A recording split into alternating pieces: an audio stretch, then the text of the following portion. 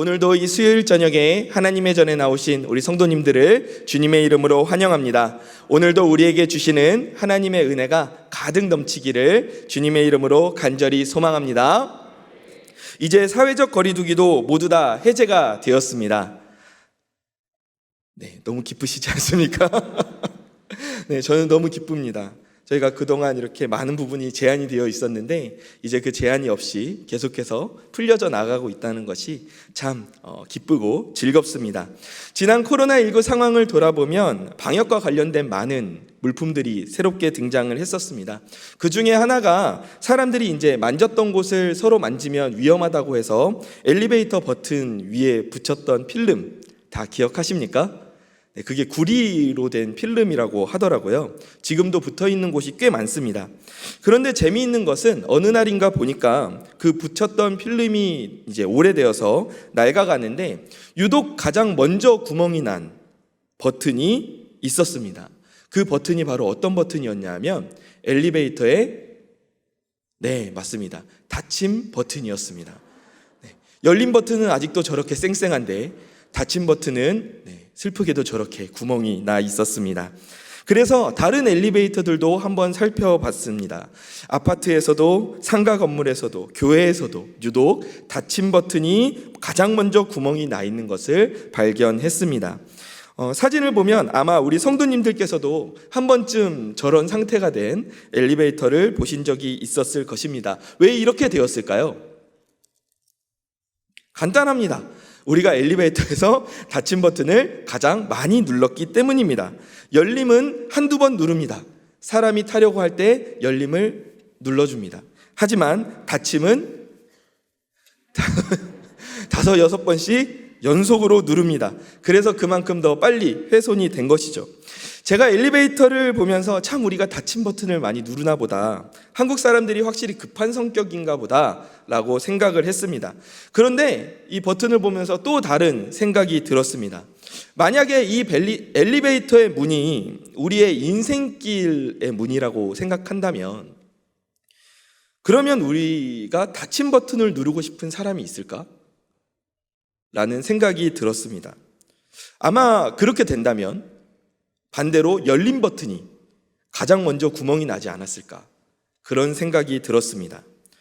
이처럼 누구도 우리의 인생의 길, 인생 문이 닫히는 것을 원하지 않습니다. 인생의 길이 막히는 것을 원하지 않습니다. 우리 성도님들 가운데 혹시 내가 지금 가고 있는 그 길이, 인생길이 막히거나 닫히기를 원하는 분 계십니까? 안 계십니다. 네, 저도 원하지 않습니다. 운전하고 갈 때 시기가 잘 맞아서 내 앞에 신호등이 파란불로 탁탁탁 바뀌기를 원하지 빨간불로 탁탁탁 바뀌는 것을 원하지 않습니다. 내가 계획하고 있는 일들이 차질 없이 진행되기를 바랍니다. 문이 닫히기보다는 열리는 인생이 되기를 원하는 것이 바로 우리의 마음입니다. 그런데 우리가 원하는 대로 내 인생의 길이 다 열리면 너무 좋겠는데 그 인생길이 탄탄대로가 되는 것은 아닙니다. 우리는 살면서 내 계획대로 일이 진행되지 않을 때가 있습니다. 아니, 사실 많이 있습니다. 그래서 불안과 두려움에 빠지기도 합니다. 특히 우리 신자들은 더욱 혼란스러울 수 있는 것이 하나님께서 내 인생의 문을 열고 닫으신다고 믿기 때문입니다. 이것은 분명한 사실입니다.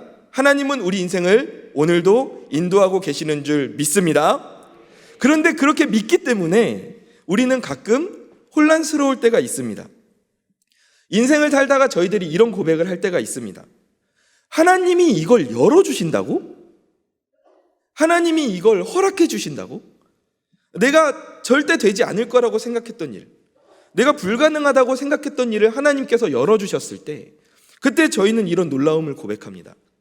그리고 보통 이러한 내용들을 저희가 간증하곤 합니다. 그런데 반대로 이런 고백을 할 때도 있습니다. 하나님이 이걸 막으신다고? 하나님이 이걸 허락하지 않으신다고? 누가 봐도 될 것이라고 여겼고 누가 봐도 이건 이루어지는 것이 합당하다라고 여겨졌던 그런 일들을 하나님께서 막으실 때 우리는 이런 질문을 하게 됩니다. 하나님이 문을 열어주실 때는 언제고 왜 이제 와서는 막으시는 걸까? 특히 하나님이 기뻐하시는 일을 하고 있다고 생각할 때 그 길이 막히면 우리는 더 큰 의문을 가지게 됩니다. 왜 하나님께서는 우리의 인생의 문을 열고 닫으시는 것일까요? 대체 그 기준은 무엇일까요? 오늘 본문에서도 이러한 일이 일어나는 것을 저희가 보게 됩니다. 오늘 본문은 바울이 전도 여행을 가는 중에 일어난 일을 보여주고 있습니다. 바울이 복음을 전하면서 길을 가고 있는데 본문 6절을 보면 이렇게 나와 있습니다. 성령이 아시아에서 말씀을 전하지 못하게 하시거늘 그들이 부르기아와 갈라디아 땅으로 갔다라고 말합니다. 하나님의 말씀을 전하는 것은 좋은 일입니까? 좋은 일이 아닙니까? 좋은 일입니다. 당연히 좋은 일입니다. 하나님께서는 땅끝까지 복음을 전하라고 하셨고 세례를 주고 가르쳐 제자를 삼으라고 말씀하셨습니다. 이 말씀대로 우리는 언제 어디서나 복음을 전하는 삶을 살아야 하는 줄 믿습니다. 그런데 바울이 계속해서 아시아에서 복음을 전하기를 원하는데 성령께서 그 길을 막으셨다는 겁니다. 무엇 때문에 길이 막혔는지는, 어떻게 길이 막혔는지는 정확하게 나와 있지는 않습니다. 하지만 분명히 더 이상 복음을 전할 수 없는 그런 상황이 되었습니다. 그래서 바울 일행은 발길을 옮겨서 북쪽으로 올라가기 시작합니다. 그리고 무시아라고 부르는 지역에 도착하게 되는데 여기에서 북쪽이나 동쪽으로 방향을 돌리면 비두니아라는 지역으로 들어가게 됩니다. 사진을 한번 지금 띄워주실까요? 네, 그러니까 지금 저 루스드라에서 올라가다가 쭉 올라가다 보면은 중간에 왼쪽으로 팍 꺾어지는 부분이 있지 않습니까? 그 부분에서 북쪽으로 가거나 오른쪽으로 가면은 이제 비두니아 지역으로 들어가게 되는 겁니다. 그런데 7절 말씀을 다시 한번 보면 무시아 앞에 이르러 비두니아로 가고자 애쓰되 예수의 영이 허락하지 않으셨다라고 말합니다. 이제 비두니아 지역에 가서 복음을 전하려고 합니다. 근데 성령께서 허락하지 않으셨습니다. 예수의 영이 성령님이시지 않습니까? 성령님께서 또다시 길을 막으신 것입니다. 놀러 가겠다는 것도 아니고 쉬러 가겠다는 것도 아닌데 복음을 전하러 가겠다는데 정확히 어떻게 길이 막혔는지에 대해서는 언급하고 있지 않지만 역시 비두니아 지역으로 들어가는 것 또한 복음을 전하는 일도 불가능해진 상황이었습니다. 그래서 지도에서 나오는 대로 결국 바울 일행은 서쪽으로 방향을 틀어서 무시아 지역을 지나서 저 끝에 드로아라는 항구 도시에 도착을 하게 됩니다. 지금이야 하루 아니면 이틀이면 버스나 비행기로 다른 수단으로 이동할 수 있는 길입니다. 그런데 당시에는 이 길을 모두 다 도보로 이동해야 했습니다. 이 긴 길을 걸어가면서 바울은 무슨 생각을 했을까요? 제가 바울이라면 이런 생각을 했을 것 같습니다. 그래, 이전에도 하나님이 나를 막으신 적이 있었지. 내가 다메섹으로 가는 길에 그때는 예수 믿는 자들을 핍박하러 가는 길이었는데 그때 하나님께서 내 길을 막으시고 나를 만나주셨지. 그런데 지금은 복음을 전하러 가는 길인데 왜 이 길을 막으시는 걸까? 왜 하나님께서 그 복음의 문을 닫으셨을까? 이렇게 복잡한 마음으로 바울은 드로아에 도착했을 것입니다. 그런데 드로아에 도착한 바울이 밤에 환상을 보게 됩니다. 본문 9절 말씀입니다. 함께 읽어보겠습니다. 시작. 밤에 환상이 바울에게 보이니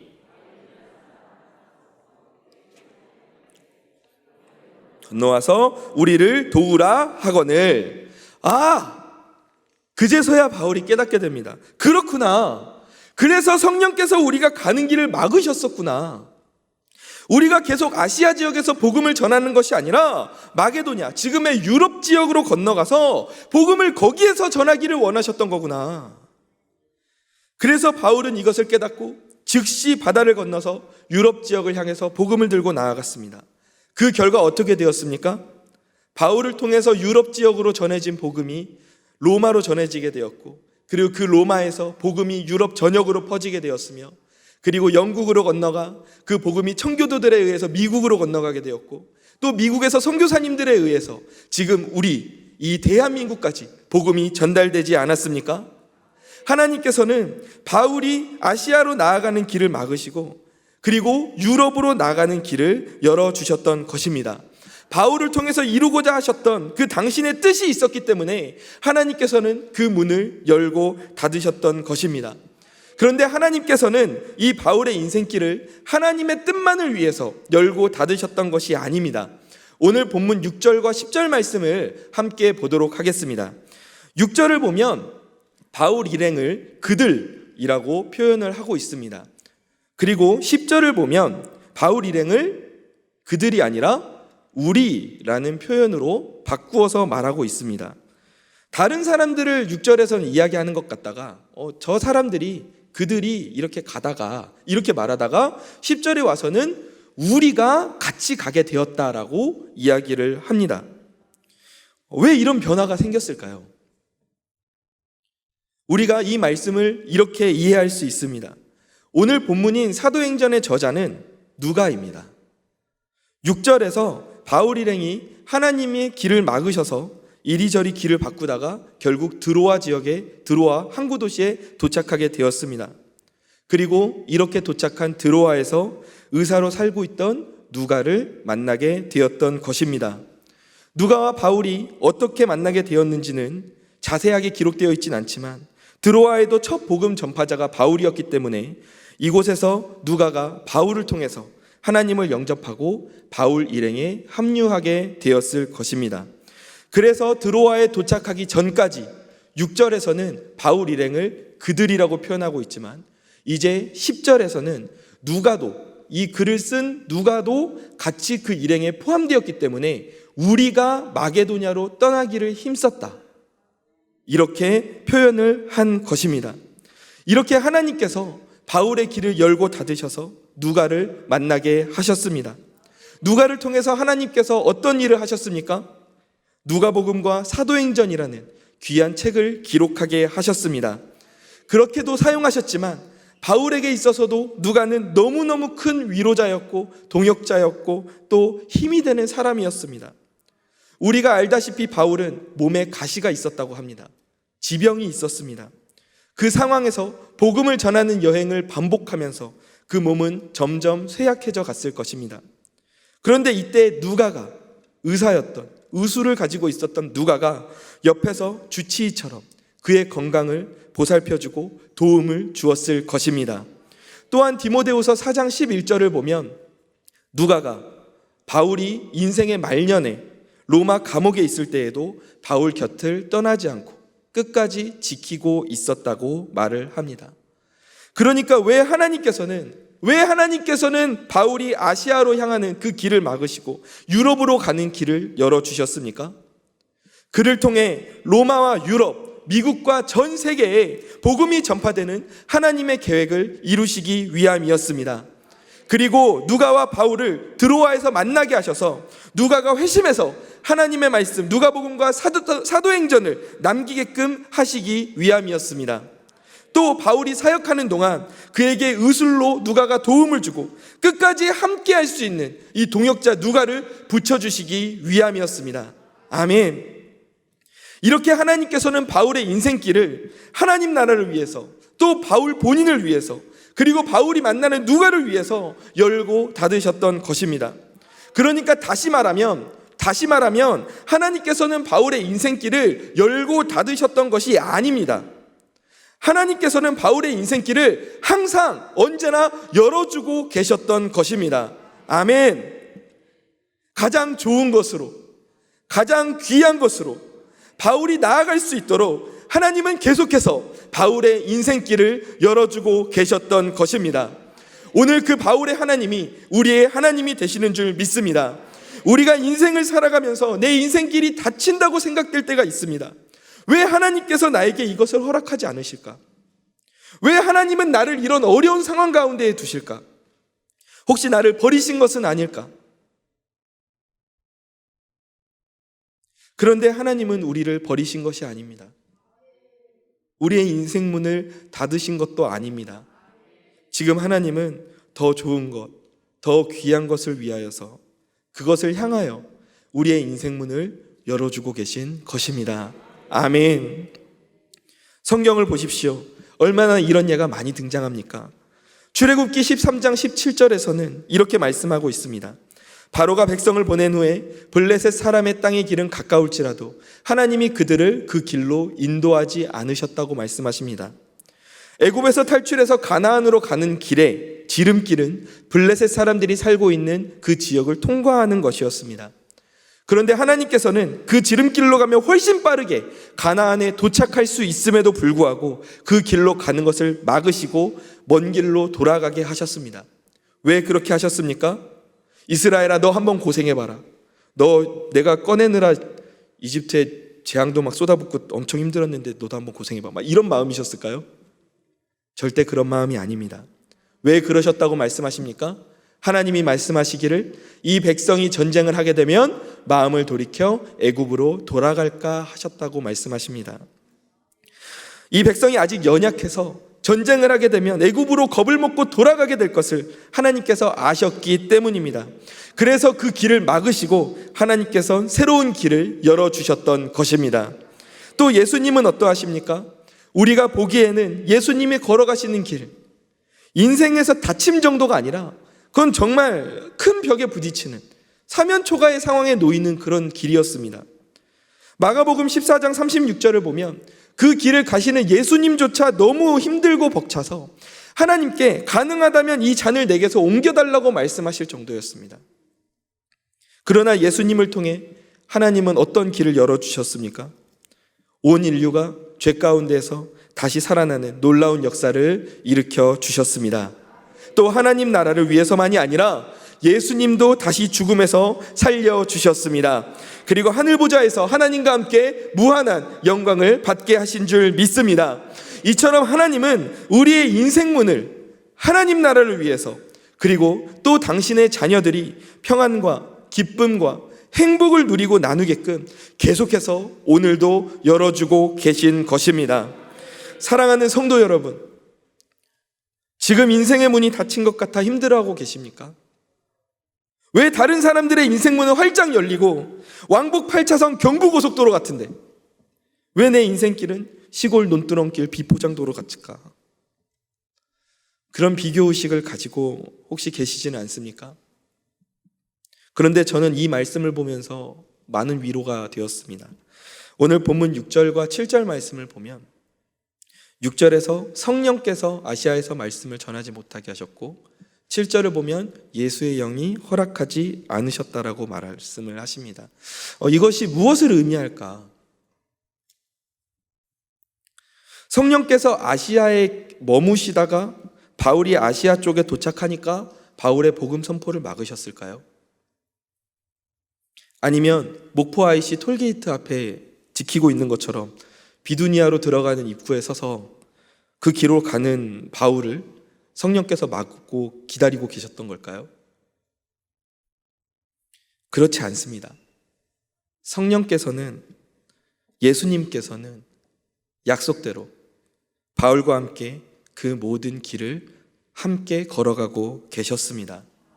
바울과 함께 계시며 그 가운데에서 계속해서 바울의 인생길을 열어가고 계셨던 것입니다. 출애굽을 해서 블레셋 사람이 사는 땅을 돌아가게 된 이스라엘 백성 앞에서도 하나님은 구름 기둥과 불 기둥으로 길을 여시고 그리고 내가 너와 함께 있음을 보여주셨습니다. 예수님께서 십자가에 달려 죽으실 때 하나님께서는 침묵하시는 것 같았지만 누구보다 마음 아파하며 그 모습을 함께 지켜보고 계셨습니다. 이처럼 지금도 하나님께서 저와 여러분과 함께하고 계시는 줄 믿습니다. 요한복음 10장 10절을 보면 예수님께서 우리에게 오신 것은 무엇을 위함입니까? 우리로 하여금 생명을 얻게 하고 더 풍성히 얻게 하려고 오셨다고 말씀하십니다. 아멘. 우리를 망하게 하려고 오신 것이 아닙니다. 내 인생의 문을 닫고 골탕 먹이려고, 우리를 힘들게 하시려고, 괴롭히려고 오신 것이 아닙니다.